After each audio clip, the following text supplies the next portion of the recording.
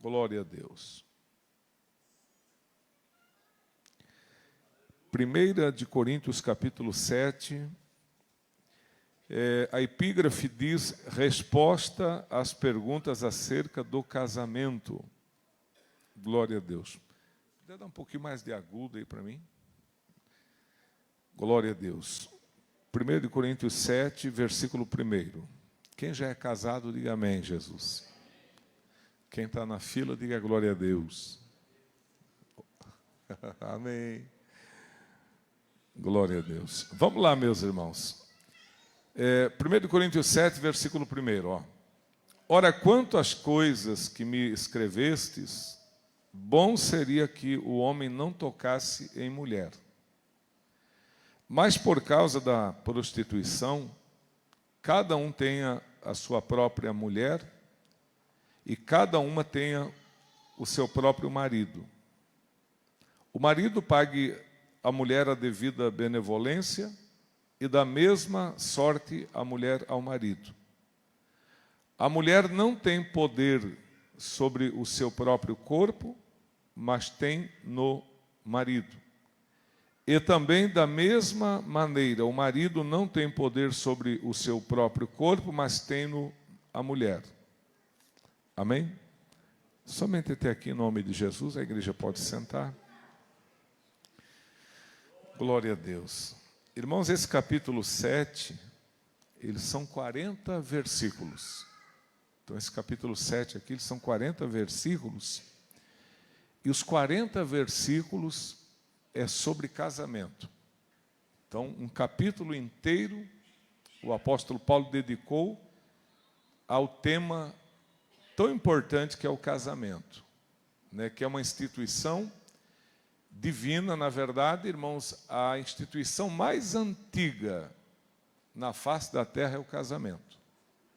Porque lá no Jardim do Éden, Deus formou Adão e posteriormente formou Eva e uniu os dois, né? Então, a primeira união entre casais foi feita por Deus. E tudo começou porque Deus fez o Adão, irmãos. E ali no livro de Gênesis, capítulo 2, versículo 18, Deus olhou Adão lá no Jardim do Éden. Os irmãos sabem que Deus, ele formou para cada animal o parceiro e a parceira. Então, todos os animais, eles eram casais. Então, qualquer animal que você imaginar que estava lá no Jardim do Éden, era macho e fêmea, né? Só que o Adão, irmão, ele não tinha uma parceira. Ele estava só. E no livro de Gênesis, capítulo 2, versículo 18, os irmãos sabem que todos os dias Deus ia lá no jardim e tal, visitava, conversava. E no capítulo 2, versículo 18 de Gênesis, a Bíblia diz assim que Deus viu que o homem estava só e Deus não achou aquilo bom. Então, Deus fala assim, não é bom que o homem esteja só. Quem é que falou isso? Não foi o capeta, não, foi Deus, né? Então tem muita gente aí que é revoltada com o casamento, muita gente que desacreditou do casamento, muita gente que diz que não vai casar nem morto. Então, uma pessoa que tem essa mentalidade, esse pensamento, está indo contra uma coisa que foi criada por Deus. Então, o próprio Deus disse, não é bom que o homem esteja só. Vou fazer para ele uma companheira, para que esteja junto dele. E aí Deus disse assim, deixará o homem, o seu pai, a sua mãe, e vai se unir à sua mulher. E aí vão ser os dois uma só carne. Então, olha o mistério que tem no casamento, né? Dois formam uma só carne. Então, o casamento foi criação divina. E aqui alguém lá na igreja de Corinto, irmão, estava em dúvidas a respeito do casamento. Provável que a pessoa deveria estar pensando, será que é melhor ficar solteiro? Será que é melhor ficar casado? Quem casa peca, quem não casa não peca. E há muitas dúvidas e tal. E aí alguém escreveu para o apóstolo Paulo sobre o tema casamento, pedindo que Paulo esclarecesse algumas dúvidas. E aí Paulo chega, o versículo 1 dizendo, quanto às coisas que me escrevestes, Paulo está dizendo, olha, a respeito daquilo que tu escreveu para mim, que tu mandou a cartinha, é o seguinte, ó, bom é que o homem não tocasse em mulher. Então, bom é que o homem não tocasse em mulher. Esse seria o ideal. Mas, irmão, quem é que consegue ficar sem uma companheira ou sem um companheiro? É muito difícil. Muito difícil, né? Então, são poucas as pessoas que têm essa graça de ficarem sozinhos, né? E quando eu digo, irmão, ficarem sozinhos, eu não estou referindo-me aqui apenas aos desejos da carne, né? A intimidade entre um casal. Mas a gente sabe, irmão, que a vida, a solidão é uma das piores coisas que existem para um ser humano. Quando a pessoa se sente solitária, sozinha, entendeu? Então, isso é muito difícil para uma pessoa solitária. Muitas das vezes a pessoa se encontra sozinha, né? Um exemplo aqui, uma viúva. Eu não estou incentivando que a viúva case. Se tu está viúva e está bem, fique assim se está bem. Mas se quiser casar, também não peca. A viúva, se ela quiser casar, é um desejo dela, ela pode casar, não tem problema, né? Mas uma viúva, por exemplo, criou os filhos casaram, cada um seguiu o seu caminho, marido morreu, ela está dentro de casa sozinha. Tu acha que uma pessoa sozinha dentro de casa vai viver legal durante todo o tempo de vida dela? É muito difícil. Muito difícil. Por quê? Porque os anos vão passando e a pessoa vai se sentindo solitária, sozinha e tal. Então, muitas pessoas têm o desejo de ter um companheiro ou uma companheira, e não é necessariamente por causa do apelo, do desejo da carne, mas o desejo de uma boa companhia, de um companheiro, de um amigo, de uma amiga, de estarem juntos, essas coisas que são tão necessárias. Mas o apóstolo Paulo aqui, irmão, ele está falando aqui nesse versículo primeiro, não necessariamente de viúvas, está falando de pessoas solteiras, pessoas jovens. Então Paulo diz, olha, bom é que o homem não tocasse a mulher, mas por causa da prostituição, né, cada um tenha o seu marido e cada um tenha a sua mulher. Então o problema aqui é a prostituição. Quem sabe que prostituição é um pecado? Um pecado terrível, né? Pecado que Deus não se agrada. Então Paulo, querendo preservar a vida dos irmãos, Paulo querendo manter os irmãos numa vida íntegra, espiritualmente sadios na presença de Deus, inclusive ele fala disso na segunda carta de Coríntios, ali no capítulo 11, que é um capítulo muito bonito. Paulo diz, olha, eu quero apresentar vocês como uma virgem pura e imaculada para o seu noivo que é Cristo. E aí Paulo diz, mas eu temo que o inimigo corrompa os vossos sentidos. É dito pela ciência que nós temos 5 sentidos: visão, audição, tato, olfato, paladar. Então, quando o diabo ele entra na vida de uma pessoa, ele entra geralmente pelos sentidos que a gente tem. Você pode ver, uma pessoa que é alcoólatra, o olfato dela, né, está corrompido. Aliás, o paladar dela está corrompido, que é o gosto, né? Uma pessoa, irmãos, que ela não resiste ao pecado, a maioria das vezes o pecado ele nasce como? Através da visão. Quando a pessoa deixa de olhar para Jesus, quando a pessoa deixa de olhar as coisas boas, e ele começa a olhar as coisas ruins, as tentações ao seu redor, a pessoa acaba se tornando o quê? Uma pessoa que vai ceder à tentação. Então Paulo diz, assim como a serpente enganou Eva. Irmão, se Eva não ficasse prestando atenção naquele fruto, ela não teria pecado. Mas se você olhar ali no capítulo 3, diz claramente que Eva, olhando para o fruto e vendo que era bom de se comer, ela cedeu à tentação. Então o que é que Satanás fez? Satanás ele teve a astúcia de dirigir o olhar de Eva para o fruto. Eva tinha um jardim inteiro de árvores bonitas, belas, frutíferas, de um gosto excelente, mas Satanás fez com que ela olhasse para o fruto que era proibido, irmãos. O diabo fez questão que ela notasse que aquele fruto era desejável para se comer. Então Satanás, antes de derrubar Eva, ele conseguiu corromper os olhos de Eva, a sua visão, meus irmãos. De igual forma, muitos irmãos estão na igreja, aparentemente são uma bênção, mas tem pessoas viciadas em pornografia. Tem um monte de gente que é crente, mas está viciada na pornografia, não pode ver, né, uma coisa assim que chama atenção, já e vai abrir, já vai olhar e tal. É errado isso? Claro que é. O olhar do crente, irmãos, não é para estar preso em pornografia. Nós temos que olhar. Sabe o que é que fala o salmista no Salmo 101, verso 3? Não porei coisa má diante dos meus olhos. O salmista, ele tinha uma luta com os seus olhos. E essa luta todos nós temos com os nossos olhos. Só que o salmista, ele fez um propósito. Ele disse: Deus, eu fiz um propósito que os meus olhos eu não colocarei em coisa má. E ele fez esse propósito e cumpriu e obedeceu e foi temente e fiel a Deus, irmãos. Se os teus olhos estão te fazendo pecar, faz um concerto com Deus nesta noite. Você sabe que Jesus falou, se o teu olho te fazer pecar, o que Jesus recomendou? Arranca. Meu Deus, pastor, arrancar os olhos, está na Bíblia ou não está?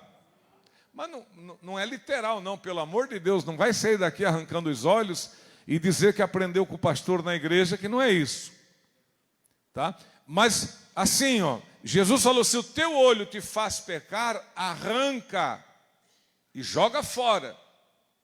Porque mais vale você entrar no céu sem o olho do que com ambos os olhos ser lançado no inferno, né? Então, arrancar os olhos é uma mutilação, a pessoa se automutila. Não é que Jesus está incentivando a pessoa a se automutilar, mas Jesus está dizendo, irmãos, que nós temos que brigar com os nossos olhos. Os nossos olhos não podem nos escravizar. Os nossos olhos não podem olhar para caminhos que não são direitos. Nós precisamos, irmãos, consertar com Deus. Para a igreja de Laodiceia, uma igreja que não via mais a sua miséria espiritual, Jesus disse: compra colírio, unge os olhos para que você enxergue. Talvez o que está precisando aqui nesta noite na vida de alguém é o colírio divino, meu irmão, para você aprender a olhar para Jesus Cristo, que é o autor e consumador da nossa fé. Amém, meus irmãos? Então, hoje, com a internet, eu estava falando com o irmão aqui ontem, eu disse: irmãos, a internet é pior do que a televisão. Irmão, televisão é fichinha perto da internet, né? Você que faz uso da internet, irmão, quanta coisa ruim aparece no teu celular. Quantas vezes tu resiste, mas quantas vezes tu não resiste. Sabe, daqui a pouco, irmão, fica uma coisa normal receber foto de nudez. Daqui a pouco fica uma coisa normal abrir um vídeo pornográfico. Daqui a pouco fica normal abrir lá um vídeo de um influenciador que fala um monte de palavrão e no fim a gente se pega rindo dos palavrões que ele fala. E todas essas coisas vai entristecendo o Espírito Santo. O Espírito Santo, ele vai se ausentando da nossa vida. E o Espírito Santo saindo da nossa vida, o que vem é fraqueza espiritual. É abatimento espiritual. É a perda da graça de Deus na nossa vida, meus irmãos. Então, pelo amor de Deus, não ache que é normal. O crente está abrindo vídeos pornô, que não é normal. Ah, pastor, mas quem é que nunca viu? Pode ser que muitos viram, mas agora você não pode ver mais. Por quê? Porque agora você é de Jesus. Irmãos, esse negócio de vídeos, de nudez, de pornografia na internet, é prostituição. Só que é uma prostituição virtual. Mas prostituir de forma presencial e prostituir-se de forma virtual, para Deus o pecado é o mesmo. A mesma pessoa que se prostitui presencialmente e aquela pessoa que se prostitui de forma virtual, tipo acessando vídeos de pornografia, pornografia de uma forma geral, também está se prostituindo. E sabe qual vai ser o destino de ambos? A condenação eterna. Então, muito cuidado, irmãos. Veja, Paulo diz, irmãos, olha, se for para pecar, se for para prostituir, se for para queimar em desejo, case. Amém? Então, Paulo está mostrando aqui que o casamento não é que tipo, vou casar só para ter intimidade com uma pessoa. Não é isso. E, aliás, hoje muita gente acha que casamento é só isso. Veja que os caras vendem boneca inflável. Os caras vão comprar uma boneca para levar para casa e o cara tem em casa, não é uma mulher, é uma boneca para a hora da intimidade dele. Então veja que o problema de muitas pessoas não é ter um companheiro, um amigo, uma pessoa que ajuda na oração, uma pessoa que pode contar presente nas horas de tribulação. Muitas pessoas, a maior necessidade dele é aquele momento de intimidade. Aí quem não quer compromisso com ninguém, leva para casa uma boneca. E me assusta agora, porque eles estão criando robôs. Viram já? Irmãos, quase pele humana. Eu estava vendo a demonstração. Daqui uns dias, vai ter gente casando com robô. Levando para casa uma robozinha, né? Ela lava, cozinha, passa e ainda tem as horinhas de intimidade com a robozinha. Oh, meu Deus, não briga, não tem estresse, não precisa dar cartão de crédito. Que beleza, pastor. Graças a Deus estava na hora. Cuidado, irmãos. São coisas que Deus abomina. Quem consegue entender a seriedade disso? Então aqui Paulo, ele apresenta o casamento, irmãos, não, digamos, com uma única alternativa para a pessoa não prostituir, mas Paulo fala do casamento aqui, né, como uma instituição divina, e também é um escape para que a pessoa não precise estar se prostituindo. Irmão, de onde é que veio a AIDS? A origem da AIDS não é a prostituição da sociedade? Sim ou não? De onde veio as doenças venéreas? Que são tantas, né, que se for enumerar aqui, nem sei o nome de todas, mas quantas doenças venéreas, HIV é uma delas também. De onde veio essas doenças? Da prostituição. Entenderam? Né? Gravidez precoce. Quantas que engravidam de forma precoce e é fruto do quê? Às vezes de um momento de prostituição, de prazer, e aí vem a gravidez, e aí vem a angústia, o desespero, o medo do que a sociedade vai pensar, do que a família vai dizer, e aí muitas acabam optando, e cada vez está mais sendo facilitado para abortar, e aí vão atrás de aborto, destrói a vida de uma criança inocente, porque se a cabeça do pai e da mãe não pensou, mas a criança não tem culpa. Quem consegue me entender, diga amém, Jesus. Então Paulo diz, irmãos, olha, bom é que ninguém tocasse em mulher. E Paulo explica o porquê do bom não tocar em mulher. Se você ler o capítulo 7 inteiro, Paulo diz assim que o casamento tem muita tribulação. Não, tu pega duas cabeças diferentes, coloca debaixo do mesmo teto. Tem hora que o fogo desce, não é verdade? Por quê? Porque são diferentes. Agora tu imagina, irmão, a incompatibilidade de gosto, de gênio, de atitude, de comportamento. Às vezes junta duas pessoas, uma gosta de trabalhar, o outro é vadio, que é uma praga. Já fica um casamento atribulado. Chega segunda-feira de manhã, o cara está lá, ou às vezes a mulher não quer levantar da cama nem pagando. Aí já começa ali, né, o sofrimento do casamento.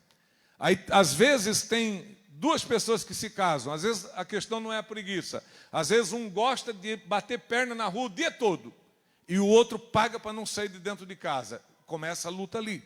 Vamos lá? Não, não quero. Vamos aqui? Não, não quero. Vou ficar em casa. Então, juntando duas pessoas, irmãos, não é fácil, né? Então, existe essa incompatibilidade de gosto, de gênio. Às vezes um é pavio curto, o outro já é moderado. Então, não é fácil o casamento, irmãos. Eu não digo isso para desanimar os irmãos, mas eu digo isso até como um alerta para os irmãos, né, que vão casar. O casamento é uma bênção e tudo, mas casamento não é fácil. Quem sabe que casamento, um tem que ceder ao outro muitas das vezes. Tipo, do jeito que eu quero, não funciona. Funcionou com a mãe da gente. As nossas mães, nossas avós, aguentaram pinguço, drogado.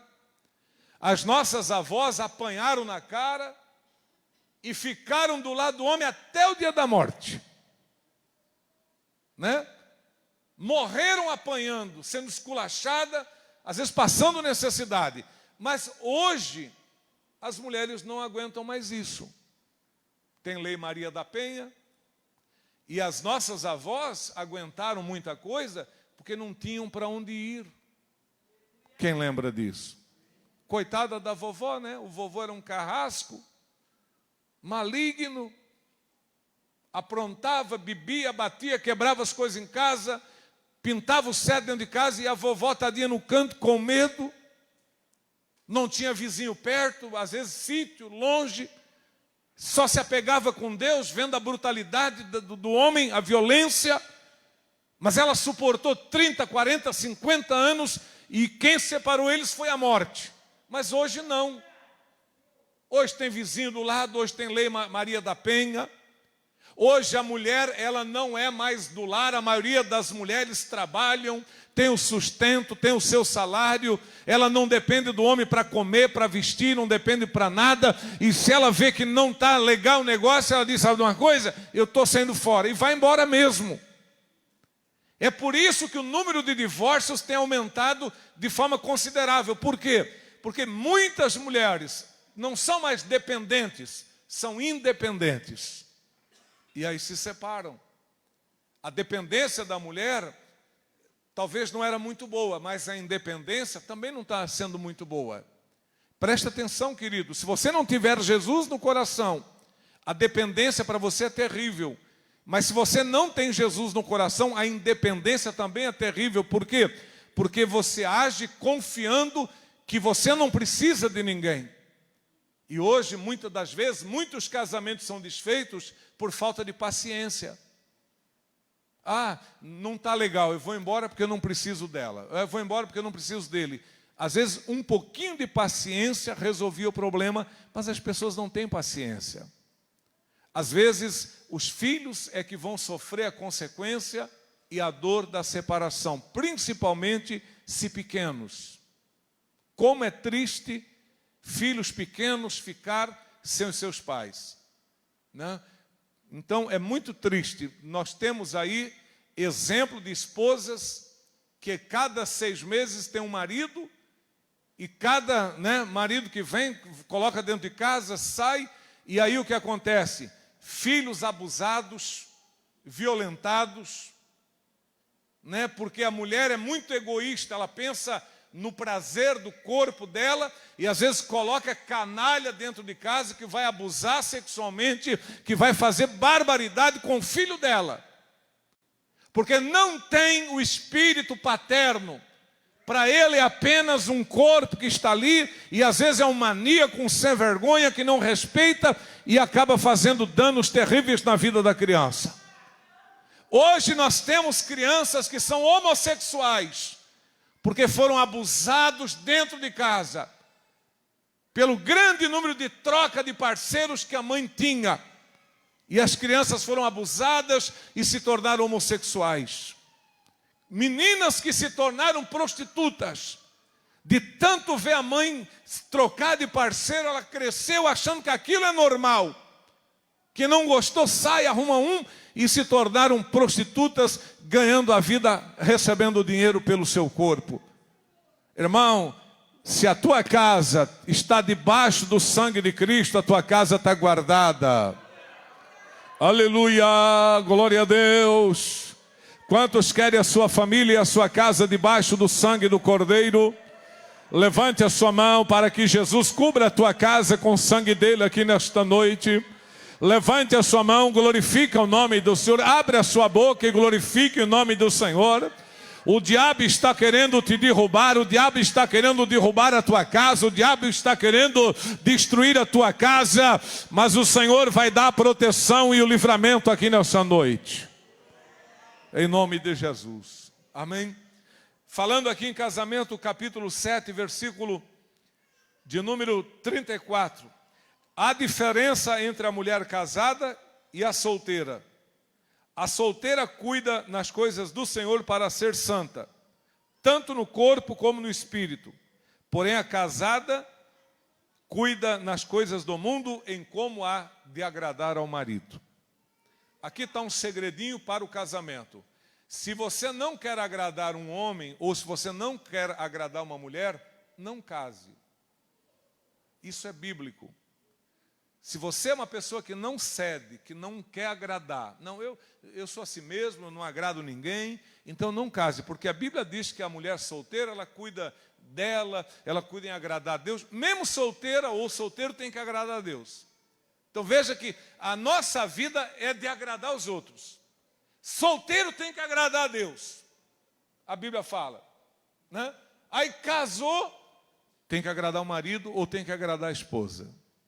Aí a pessoa casa, né? Aí a mulher diz assim, vamos lá na casa da mãe. Daí a pessoa diz, eu não gosto daquela velha. Aquela velha, não gosto. Mas tu não casou? Né? Tem gente, irmão, que quando está namorando faz tanto carinho para a sogra, né? Não é verdade, meus irmãos? Leva caixinha de bombom, botãozinho de rosa, e não sei mais o que. Depois que casa, aquela velha, né? Está namorando, irmão, trata tão bem o cunhado e a cunhada. Ô cunhado, abraço e tal. Ó, trouxe uma coca, trouxe não sei o que. Traz de tudo. E depois que casa, não quer mais o cunhado e a cunhada perto, não quer mais que visite, não vai mais lá. Irmão, quem não quer agradar o seu companheiro, ou quem não quer agradar a sua companheira, não case. Porque nós temos a obrigação de agradar o cônjuge, se não em tudo, que às vezes a gente não consegue, mas em algumas coisas sim. Então, a vida do casado é uma vida de agradar o seu cônjuge. Está aqui, ó, né? O solteiro cuida em agradar ao Senhor e o casado cuida em agradar o seu cônjuge. Entenderam, meus irmãos? Né? Às vezes, não manda na roupa que eu visto. Pô, mas se tu não puder mudar uma roupa para agradar um marido, ou se tu não puder mudar uma roupa para agradar uma mulher, então tu não merece casar mesmo. Se o cara pedir para você vestir uma roupa, mudar uma roupa, ou se a mulher pedir para tu mudar uma roupa e tu dizer que não muda, entendeu? E não cede, tu não merece casar. Tu merece ficar sozinho mesmo. Merece ficar sozinho, porque custa mudar uma muda de roupa para agradar o cônjuge? Ah, nós vamos lá, essa calça não está legal, troca. Não, se quiser vou assim, se não quiser não vou. Rapaz, a esposa deu um bizu, pediu, ela não está mandando, ela está pedindo. Ah, essa aqui não ficou legal? Qual que tu acha que é melhor? Essa aqui? Ah, essa. Pronto, agrada. Custa fazer isso? Não custa nada. Só que quando as pessoas casam, eles não fazem. Se quiser que eu vou assim, eu vou. Se não quiser, eu não vou. Rapaz, eu conheci um irmão que, dia de chuva, a esposa vinha para a igreja com as crianças, ele com o carro na garagem, o cara não tinha a capacidade de trazer a mulher na igreja. E não é que ele era desviado, ele era crente da igreja também. Só que daí ele não vinha, a irmã vinha com as crianças, guarda-chuva, e acabava o culto, ela ia para casa, andando 40 minutos a pé com as crianças, e o marido em casa, um carro na garagem. Eu não sei se os irmãos sabem, mas se tu tem um carro, irmão, esse carro é da tua mulher também. Não sei se tu sabe isso. Sabe, né? Esse carro aí é para andar e fazer favor, né, para as pessoas, e principalmente para o teu cônjuge.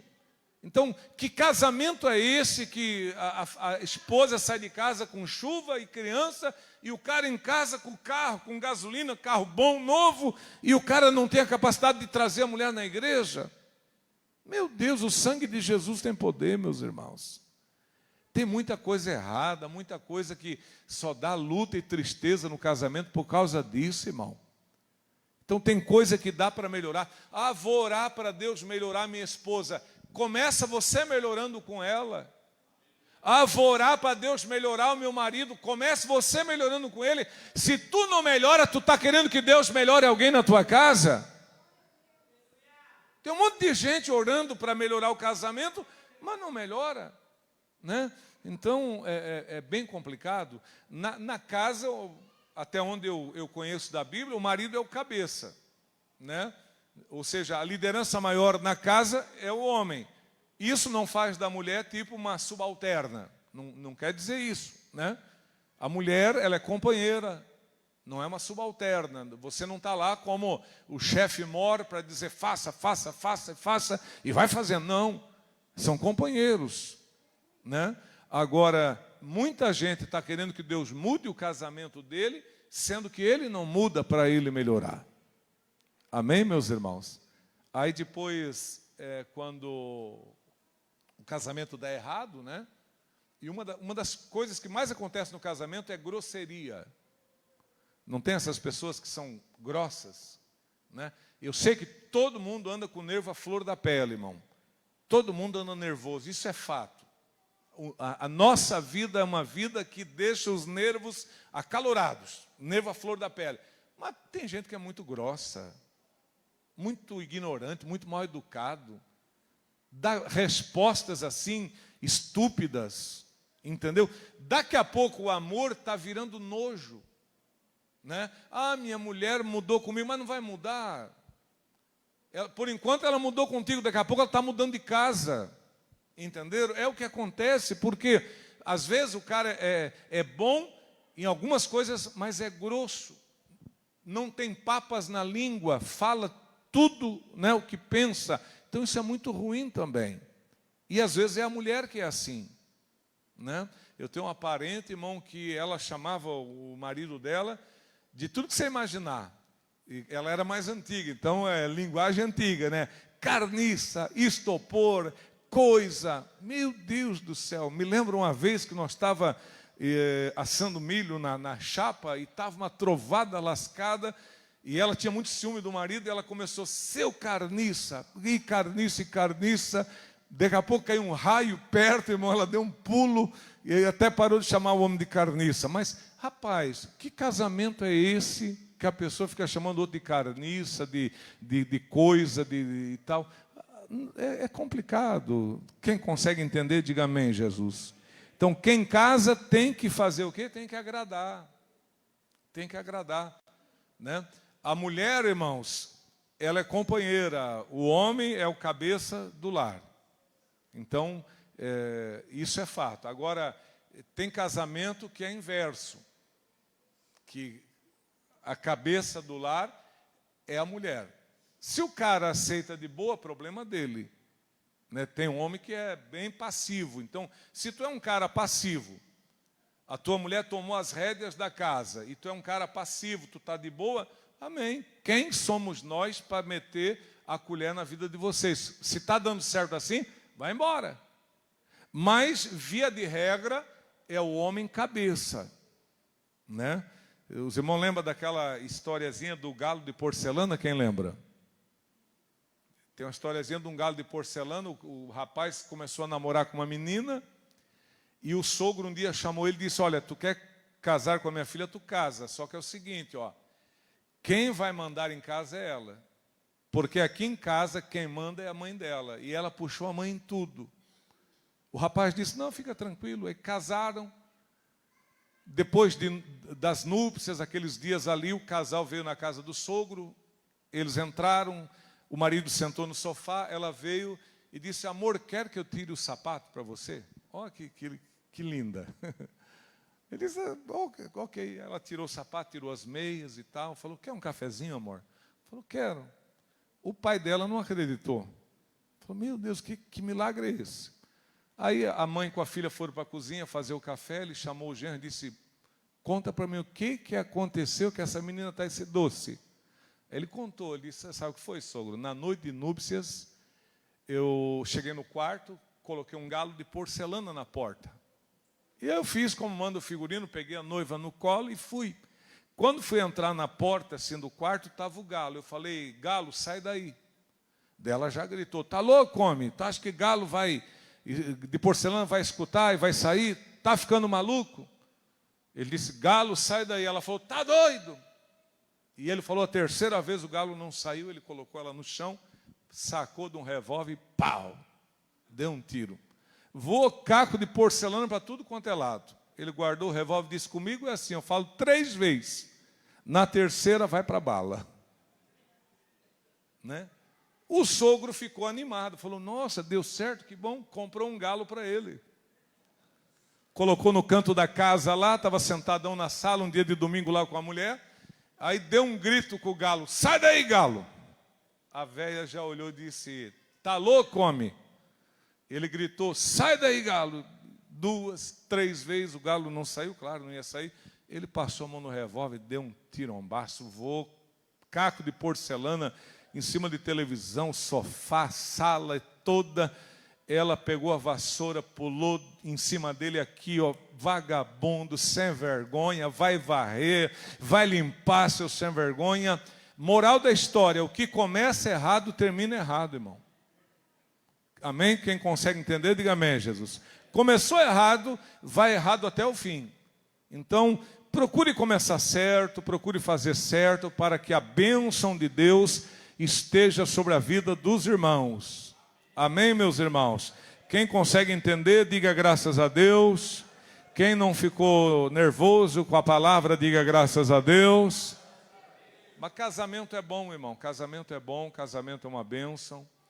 Eu estava pensando essa semana, se tivesse uma fonte de juventude, eu estava pensando, se tivesse uma fonte de juventude, e se tomasse um copo daquela água, eu rejuvenescesse, e voltasse a ser jovem, e esquecesse da vida que levei, das pessoas que conheci, eu não tomaria dessa água.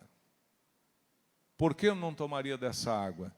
Porque jamais quero esquecer da minha vida e jamais quero esquecer das pessoas a quem eu convivi. Né? Para muitas pessoas, traços no rosto é uma aflição. A pessoa, pô, mas eu tô velho. Para mim, os traços no meu rosto, irmão, cada traço desse aqui representa um sorriso, uma lágrima, uma expressão de dor, uma expressão de alegria. Vocês já viram essas pessoas? Alguém tem visto ultimamente, sem querer falar mal dela, mas é apenas um comentário, já viram a cantora Mara Lima, a cantora Gretchen, já viram aquela menina, a Grazi, não sei lá das quantos? Irmão, elas não têm mais expressão. Elas estão rindo e conversando, não tem expressão no rosto. Parece um boneco de cera. Por quê? Porque a cirurgia plástica remove as marcas, mas deixa a pessoa sem expressão. E a coisa que mais alegra a gente é ver a expressão no rosto de alguém. Irmão, não tem preço que pague você ver a expressão de alegria no rosto de um filho, de um pai, de uma mãe, de um avô, de uma avó. Então essas rugas aí, irmão, que não seja, digamos assim, um calvário para você, um desespero, é sinal que você está envelhecendo, e cada marca dessa foi uma expressão de alegria, de dor, de tristeza, de felicidade. Então, glorifique a Deus pela vida, glorifique a Deus por estar vivo. Que mais anos venham e que mais expressões apareçam e que mais alegria renasça em nossos corações, irmãos. Deus é bom, amém, meus irmãos? Minha mãe era bem enrugada, né? Nossa família de pele seca, mas eu beijava as rugas da minha mãe com gosto. Lembrava das coisas que ela fez por mim, da forma como ela viveu para mim, e eu a beijava e não limpava a boca não, tinha prazer de beijá-la. porque sabia que parte daquelas rugas foi o sofrimento, foi a angústia, mas partes daquela ruga também foram expressões de alegria e felicidade que ela teve. Então, normal envelhecer, normal ter sinais no rosto, irmão. Deus nos fez assim, igreja do Senhor. Então, seja agradecido a Deus pelo que você é. Amém? Bate as palmas bem forte para Jesus, glorifica o Senhor.